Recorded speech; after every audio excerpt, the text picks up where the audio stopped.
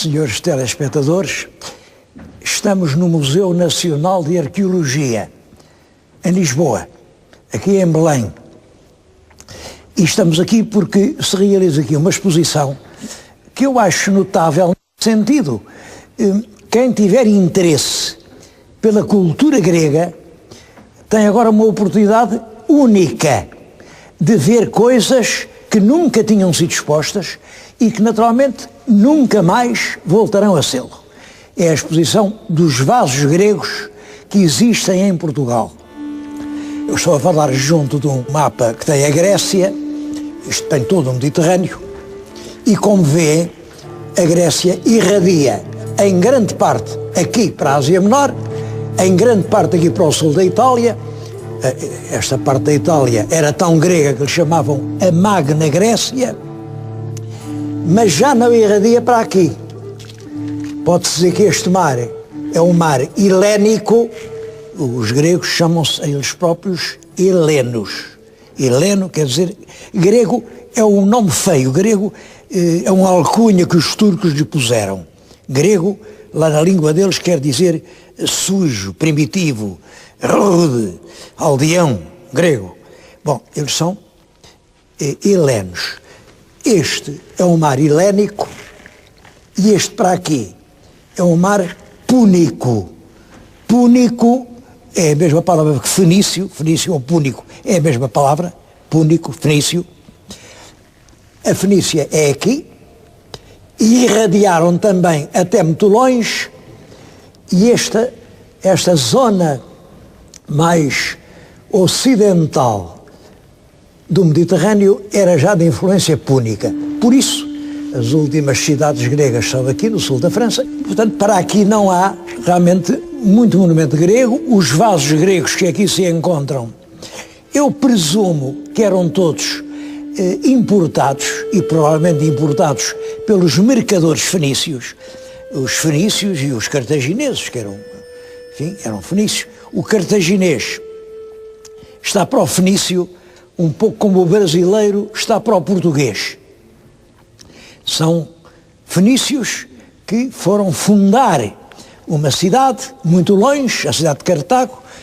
Cartago é mais ou menos por aqui, norte da África. E essa cidade, realmente, eles chegaram a ter aqui uma influência enorme na Península Ibérica. Influência tão grande que provocou 3 guerras entre Roma, que já nessa altura domina toda a Itália, e Cartago, que domina uma grande parte do norte da África. E os romanos travam com eles guerras mortais, as famosas guerras púnicas. Guerras púnicas, para conseguirem o domínio do Mediterrâneo Ocidental. A partir do triunfo romano nas guerras púnicas, os latinos chamam ao Mediterrâneo o Mare Nostrum. Mare Nostrum quer dizer o nosso mar.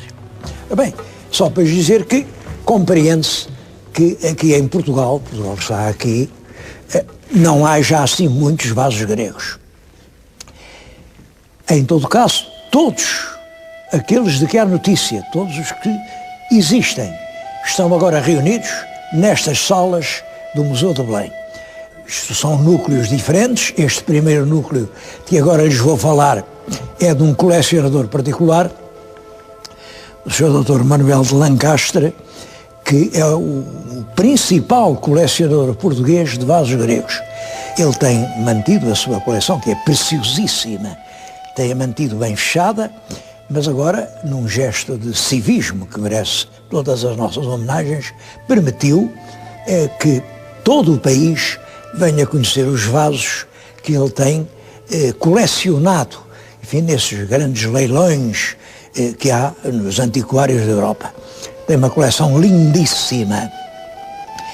Está agora a ser exposta ao público pela primeira vez e também pela última. Portanto, quem quiser ver os vasos da coleção Lancastre tem esta oportunidade. Eu vim aqui e gostei muito de ver, tenho vasos lindíssimos. Reparem, este vaso representa 2 guerreiros que transportam um morto ou um ferido que ainda está a jorrar sangue. Bom, está ligado a uma lenda mitológica, seria um filho de Zeus que morreu num combate e que Zeus mandou que o sonho e a morte o levassem a enterrar na terra onde ele nasceu. Este outro vaso é um dos trabalhos de Hércules. É Hércules subjugar com a força o touro. O touro é um dos seus trabalhos.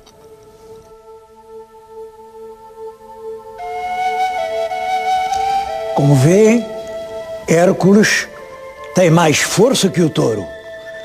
A força do braço, o touro já foi obrigado aqui a ajoelhar e ele vai estrangular o touro. É muito curioso este mito de Hércules, que é um dos que aparecem com muita frequência representados nos vasos gregos. Hércules, na Grécia, é o símbolo da força física não acompanhada pela força mental. Não quero dizer que Hércules representa a estupidez, mas, de certo modo, representa o físico que não é acompanhado pela clarividência, para entender as coisas. Hércules, tudo quanto faz é asneira. Tudo lhe corre mal. Olha, logo para nascer, como é que o Hércules nasceu? Isso é uma história engraçada. A mãe do Hércules era muito bonita, era uma das mulheres mais bonitas que havia no mundo. Era a Alcmena. Bom, tão bonita, que o Zeus, o Deus dos deuses, viu-a e apaixonou-se por ela. Apaixonou-se, mas a Alcmena era uma esposa fiel, uma esposa como deve ser, e nem sendo um deus, não, nada, só com o marido. O marido era o rei anfitrião, por acaso naquela altura andava na guerra. Bom, e o Zeus tentou, apesar de marido, não conseguiu nada. Bom, mas os deuses podem tudo, não é verdade? Então o Zeus o que é que fez? O Zeus transformou-se em anfitrião, fez-se exatamente igual ao marido da Alcmena e veio ao palácio onde ela estava, bateu à porta e disse aos criados: eu voltei da guerra. Claro, a Alcmena viu o marido regressar da guerra, recebeu-o pressurosamente, carinhosamente, levou-o para o leito e estavam ali, enfim, a matar saudades daquela longa separação. Quando, imaginem a coincidência, quando o verdadeiro anfitrião, o verdadeiro marido, voltou mesmo da guerra, agora era verdade, bateu à porta, mas os criados disseram: mas quem és tu? E ele disse: eu sou o vosso rei, sou o anfitrião. Qual anfitrião? O nosso rei está lá em cima na cama com a rainha. O que é? Bom, os criados, perante aquele intruso que ia ali a dizer que era o rei, quando o rei já estava lá em cima, porque o Zeus até era mais parecido com o anfitrião que o próprio anfitrião. Os deuses conseguem isso. Olha, o nosso Camões, numa peça de teatro, descreveu essa cena, e é uma das páginas mais geniais do nosso Camões. É que os criados fazem troça do verdadeiro rei e diz: então, e bata-lhe, e o homem, coitado, diz: bom, pronto, já não sou anfitrião. Não, mas tens que dizer quem é. E o homem, brutalizado, a certa altura, vai dizer: eu não sou coisa nenhuma, eu não sou ninguém. É a destruição completa da personalidade perante a força bruta, a força... Bom, isso, eu creio que isso é um pouco autobiográfico. Também o nosso Camões, na Força dos Deuses, acabou por não ser ninguém. É uma página espantosa de força e das menos conhecidas. Bom, mas o que é que aconteceu? Aconteceu que o Zeus, depois já satisfeito, foi-se embora, e nessa altura lá deixaram entrar o pobre anfitrião. O Camões é que chama anfitrião, penso que isso também é de propósito. E lá vai o rei ter com a esposa ao leito, portanto ela esteve primeiro com um, depois com o outro. O resultado, calculam, é que 9 meses depois ela teve 2 meninos. O primeiro era o Hércules, que era filho do Zeus. E o segundo era filho do marido. Portanto, o segundo era um pobre diabo, um pateta de que não acho nada a contar.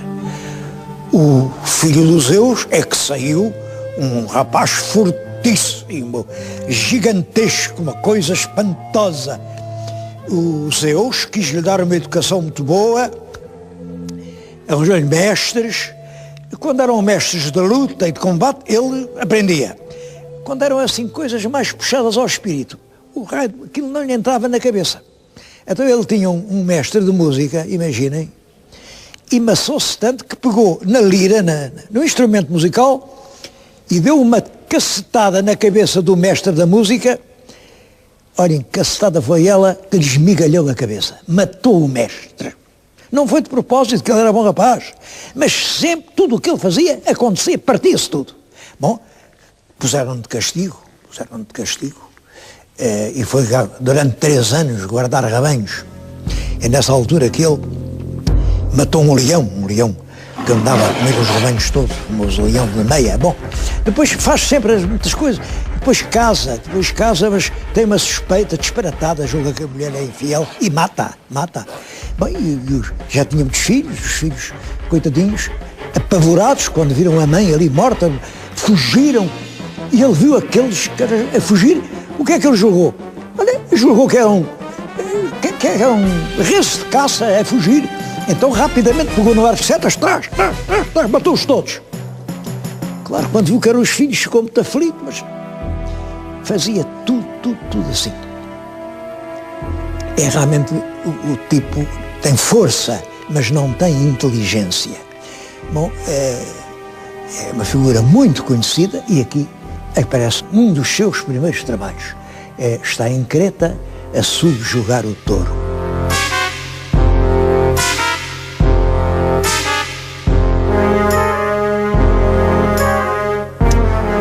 Aquela taça tem na face interior representada uma cena que também é ligada com a vida de Hércules.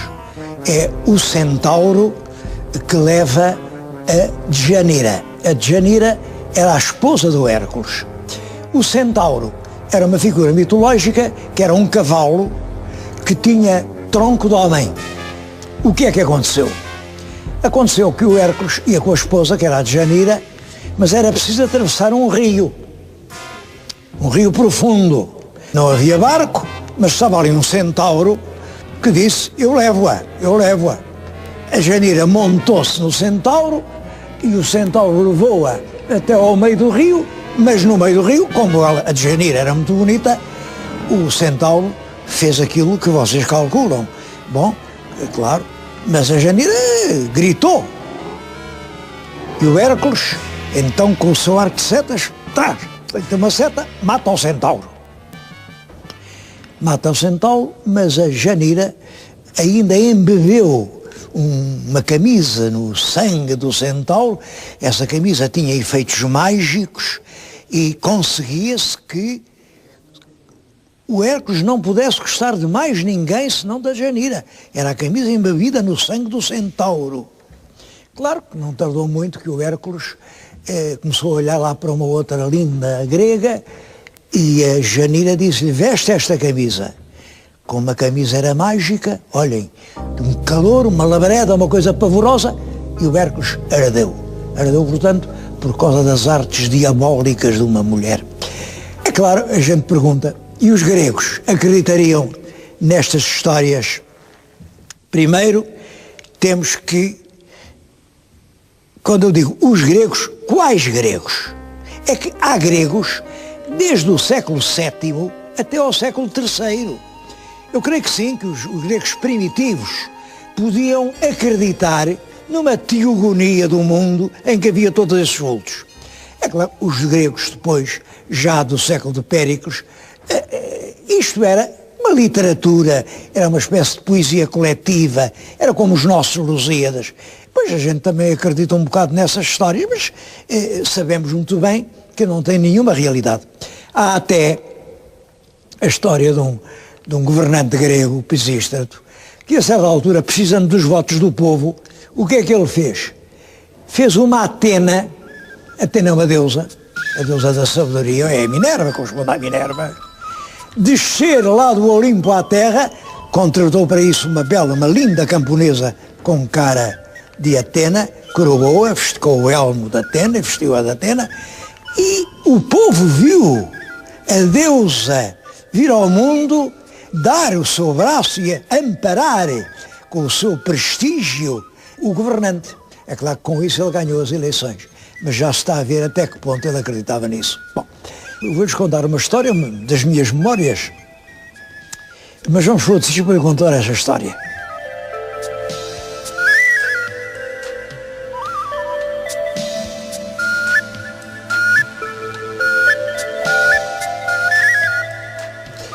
Há uns 7 anos, a nossa equipe de televisão andou pela Grécia e eu quis filmar alguns monumentos, lugares, e tive que pedir autorização à diretora-geral dos monumentos em Náuplia. A diretora-geral, que aliás era uma senhora formada em Inglaterra, disse que não me podia dar licença sem eu apresentar o guião. O guião é o texto do que ia ler. Ora, eu nunca leio nada, portanto, fiquei aflito, mas bem, prometi que amanhã lhe levaria. Nessa noite, eu e os meus companheiros de equipe, trabalhámos toda a noite, lá conseguimos fazer um texto, e lá disse o que ia dizer do Hércules. Era mais ou menos o que lhes disse há bocadinho.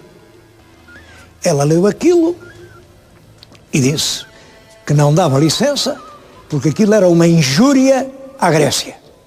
Mas injúria à Grécia porquê, minha senhora? Não... Porque Hércules é um herói nacional grego. Oh, minha senhora, o Hércules não é herói nenhum grego. O Hércules é um mito que pertence à humanidade.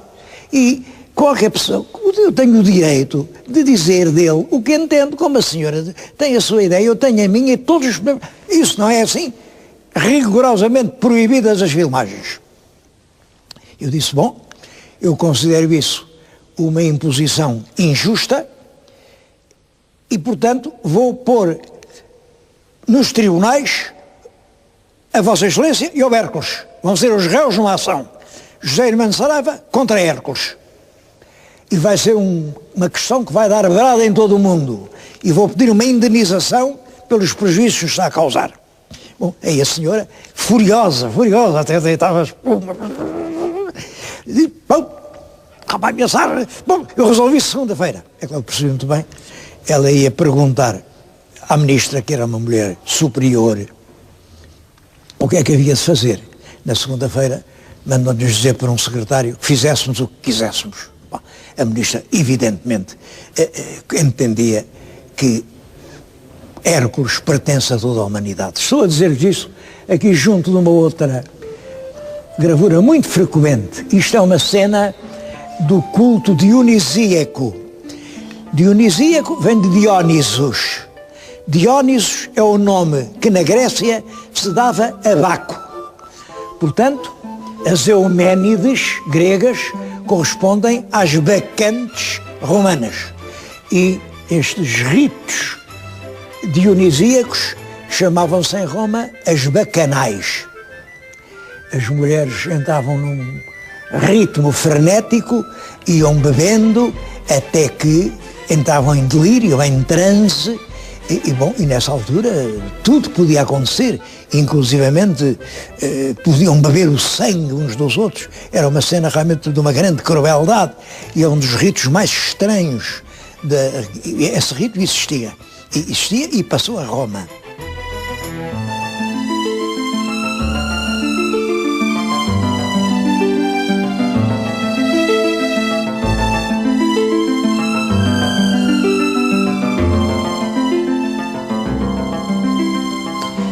Além da coleção Lancaster, há aqui vasos de outras proveniências.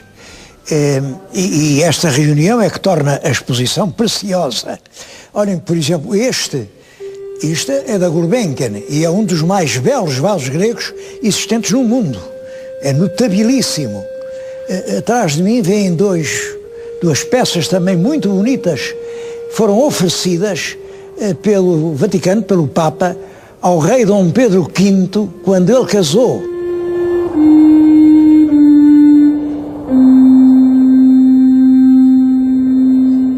este conjunto de vasos apareceram em sepulturas da necrópole de Alcácer do Sal.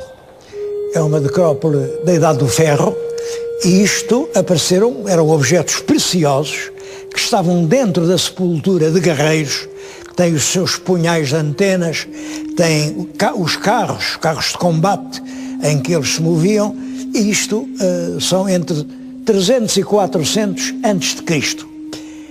É claro que o facto de os enterramentos se fazerem com estas peças não significa que fossem gregos, pelo contrário. O facto de terem objetos de outras proveniências, como os tais punhais de antenas, que são celtas, representa que eram peças preciosas que eles levavam para outro mundo, recolhiam-nas consigo na sepultura. Eram tesouros, quer dizer, eram peças de importação, peças muito caras, trazidas por mercadores que vinham do Mediterrâneo. Isto, portanto, mostra, mais uma vez, que não há prova nenhuma da existência dos gregos em Portugal. Juntamente com esta exposição, há uma outra muito bonita, que vale a pena ver.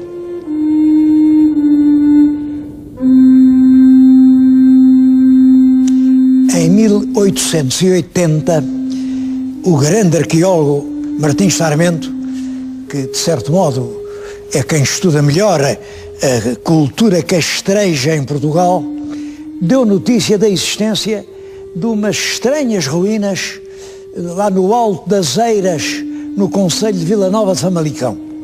Ele fez escavações, limpou a terra, e o que apareceu, o que ele viu, é o que está naquela fotografia. Vê-se ao fundo aquilo que ele chamou uma pedra formosa. Era um edifício, discutiu-se muito para que é que aquilo servia. Houve quem julgasse que tinha fins funerários de enterramento, houve quem julgasse que eram rituais iniciáticos. Os arqueólogos atuais atribuem-lhe o caráter de balneários religiosos. Bom, estes trabalhos iniciados por Martim Sarmento foram continuados mais de 100 anos depois, exatamente em 1990, pelo Gabinete Arqueológico da Câmara de Vila Nova de Famalicão, dirigida pelos arqueólogos Francisco Queiroga e António Pereira Diniz. E foi possível ir muito mais longe. Foi possível encontrar o que permitiu uma reconstituição que fazem aqui no museu, está aqui agora no museu, e é muito curiosa. Isto é um edifício, enfim, seria um dos edifícios mais notáveis da nossa civilização castreja. Tem 3 planos, 3 câmaras, e ao fundo, lá está o pequeno orifício, onde se penetrava na última câmara, onde se passava, continuamos a não saber o quê. Hoje, a arqueologia inclina-se para a ideia dos tais banhos, é com base numa referência de Estrabão. Estrabão diz sem muito rigor, que ouviu dizer que estes habitantes dos nossos castros, estes celtiberos, untavam o corpo com os óleos, depois entravam numa câmara onde havia água quente, que era aquecida com pedras postas ao lume, portanto, o vapor d'água, depois voltavam a tomar um banho de água fria. Bom, e de acordo com essa informação de Estrabão e com os restos arqueológicos encontrados no terreno, que é reconstruído todo este edifício. Enfim, evidentemente isto não é o verdadeiro edifício, é uma cópia rigorosa do que lá está, completado pelo que os especialistas da Câmara de Famalicão julgam, que evidentemente a cobertura, estes materiais perecíveis, nada disto lá estava, mas a planta do local permite dizer com muita aproximação que isto era exatamente o que estão a ver.